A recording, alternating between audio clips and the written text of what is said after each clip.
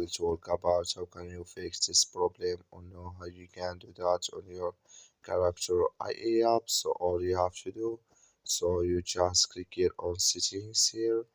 So when you click here on settings, it's going to take you to this list here. It's going to show for you like this. Then you go down here.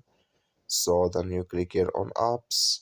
Then come to apps list here, and there you're looking for Character.ai app, or just click on search. Then here at Character.ai app, you click on it here. So then it's going to take you to this list. Click here on full stop. Then you click on OK. So then you go down, just click here on storage. Come to storage list here, just click on clear cache. Then all you have to do, so you just turn off your Wi-Fi and turn on it again, then it's going to work with you. That's all you have to do. Thank you for watching. Don't forget to support us by liking, subscribe.